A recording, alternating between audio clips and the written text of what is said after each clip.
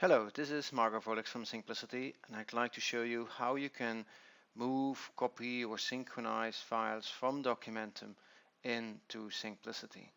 Now, for this demo, I'm using two machines. I'm using a Documentum content server, which is on this machine, and I'm going to use another machine which has the Data Hub server installed. So for this demo, I'd like to show you a little bit more about the Documentum environment. So I'm going to the URL of my machine,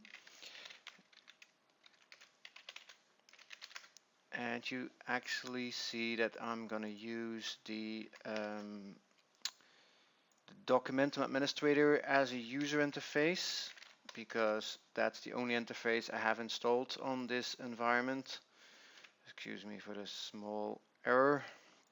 And you see I have here several Documentum cabinets, and actually for this demo I prepared something in the cabinet Syncplicity demo where I have a folder called approved documents, and you'll notice in this folder there are a few Word documents, an Excel sheet, and a PDF.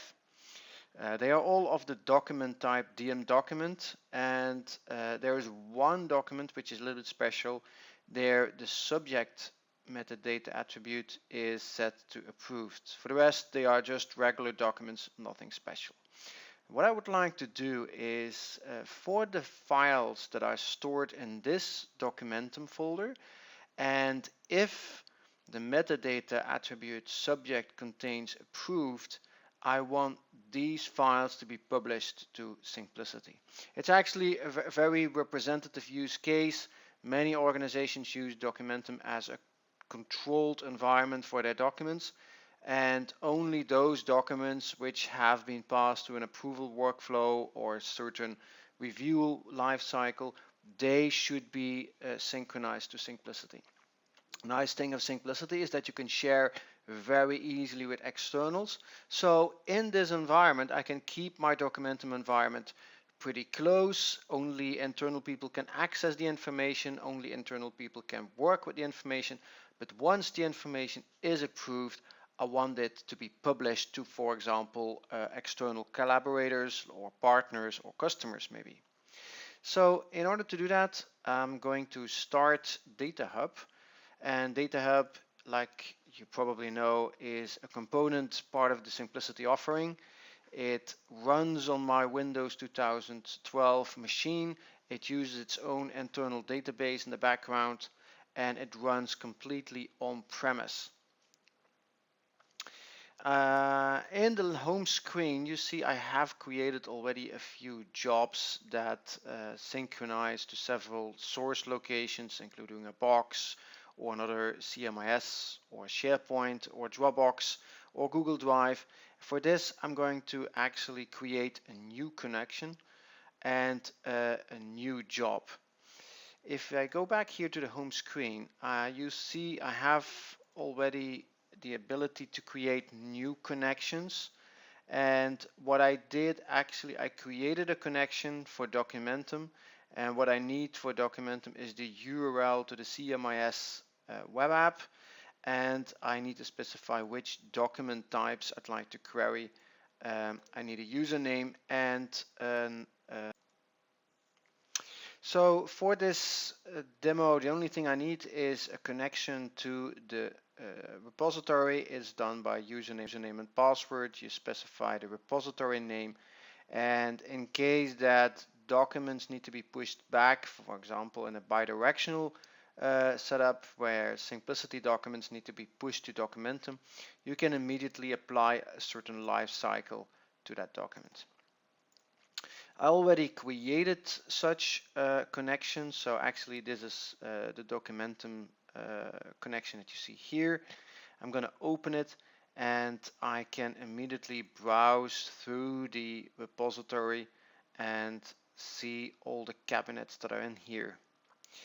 What I'm going to do is, if I want to see a little bit more for this Syncplicity demo, you see there is a folder called approved documents. It has already been used in a few other jobs, but you can ignore this, just a notification to let you know that it's already being used. And what I'm going to do on the other side, I'm going to connect to Syncplicity, where I'm going to act for Mr. Bob Sync, and I'm going to store these files in a folder which I call approved documents from Documentum. So you see that folder is not yet here. I can very easily create a new additional folder. Let's say create a new sync point, and I'm going to call that approved Documentum docs. Right. And in a minute, of course, my Syncplicity client, which is also happens to be installed on this machine, will give me a pop-up that there is a new folder. Okay, so there it is. I'm not gonna synchronize that right now, and I'm gonna create now a new job. So in order to do that, you go to the job control, and there you create a new job. So on the new job, I need to specify my source and my target. In this case, that will be that Documentum instance. I'm going to navigate to the Syncplicity folder. That's the one. Yep, I'm going to choose that one. I get a warning that's already been used in another job, but you can ignore that. And on the destination, I'm going to use Syncplicity, where I see my approved Documentum docs. You see what it's going to do. It's going to copy over files from Syncplicity and Documentum. But in this case, what I want to do is actually a publication job, which means whatever is in Syncplicity is going to be thrown away, and it's going to replace that with documents coming from Documentum. For the demo, I'm not going to schedule it. I'm going to execute and run that job manually. And I need to give it a name. Publish approved docs from Documentum to Syncplicity. You can create several categories. You can also specify an email that needs to be sent out when the job had run. And in this case, you can also set a particular filter. For example, where you say, I only want to publish those documents which meet a certain criteria. In this criteria, you can specify, you can give that criteria name, only approved in subject. And when I click here on the advanced, I specify that in the source, I need to run a particular query. And don't worry, you don't need to build that query yourself. I just select from the available metadata attributes that are being retrieved for this particular object type.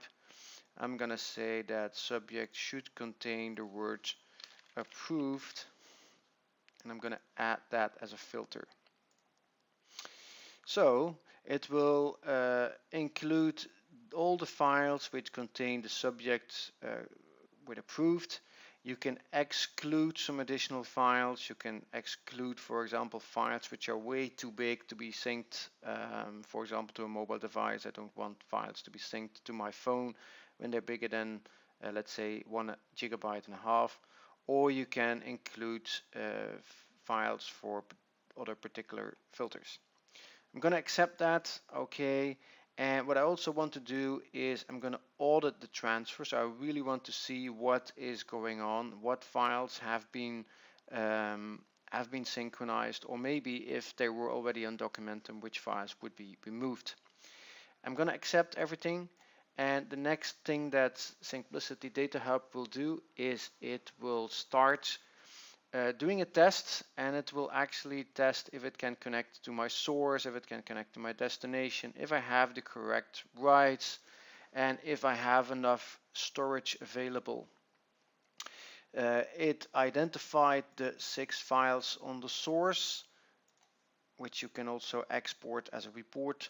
you identify the folders that are going to be transferred, the source files, how much the size of the source files, and on the destination you see also how much files or folders I'm going to synchronize over.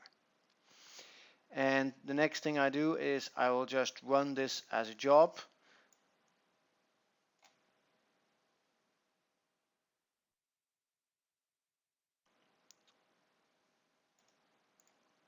And I can now run the job manually, or I can schedule it later on if I want to. Now in this case, in order to make sure I want to publish all the documents, and therefore I'm going to take away the filter. So I'm going to change that. I'm going to change that to publish all documents. I'm going to remove the filter. It's going to do the test and analysis again.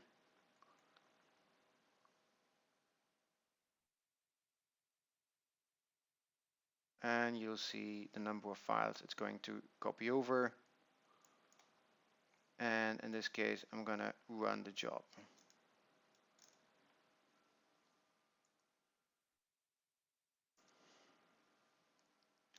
It's going to make a connection to Documentum and to Syncplicity, and it will start syncing the files in a few seconds from Documentum to Syncplicity.